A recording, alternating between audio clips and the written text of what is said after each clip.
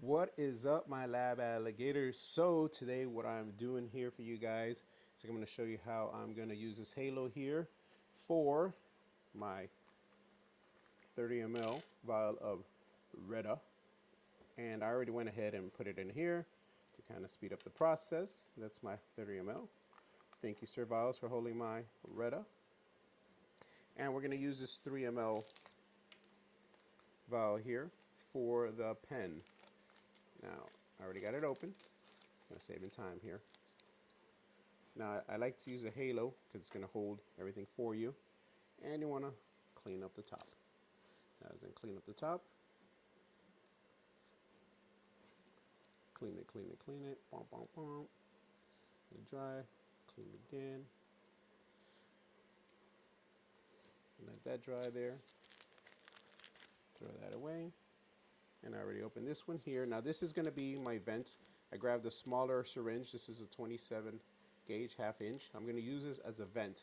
Now I've seen a lot of videos, people using this little top in the front. I don't like to use that because it's a very little thin piece of rubber there, and you're going to be using it already for when you're changing the needles. So you don't want to put any like large needles in there. And honestly, I use a very thick needle to draw it. It just makes things so much faster and easier. So I go ahead and I use the back end, and you'll see it's so easy to do. So I'm going to get this little needle here, pop it open, and I'm going to put that right on the side there.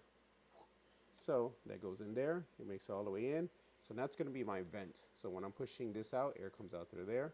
And I got 3 mLs in here already, 3 cc's. I'm going to push that all the way through. So you see it just went through, and dump everything in. So super simple. Start lifting that out. No need to hit the needle with that. And that's it. It's filled in. And I still got that little piece. So, whoops, sorry about that. I accidentally hit the... So now what I'm going to do next is grab my other alcohol wipe. Open it up. Get it ready. Because I'm going to flip this little guy over. Take him out. And now I'm going to vent out any air from the top. So now this is a little needle compared to this big guy right here. The big guy I think was like, let me see. I use a 21 gauge for that, 1 inch. The reason I do that is it's going to draw the, when I get the bacteriostatic water, it draws it out like nothing, and then draws out the vial like nothing. Not fighting air bubbles, not fighting pressure. So now here, see, there's a little air bubble still there.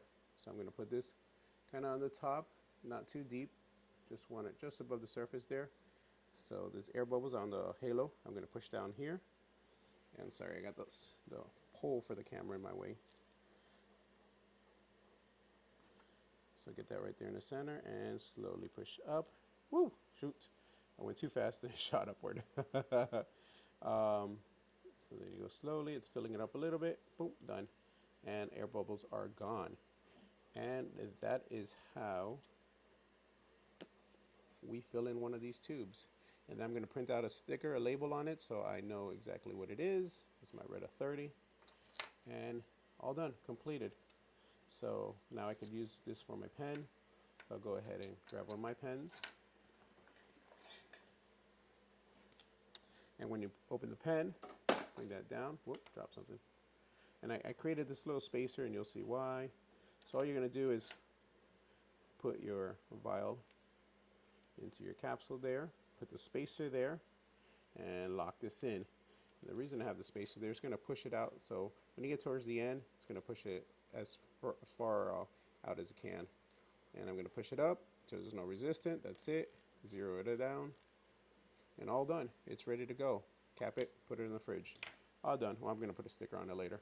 But there you go, lab alligators. That's how you basically fill in one of those vials for your pens. Super simple, a lot of fun, easy stuff, easy peasy.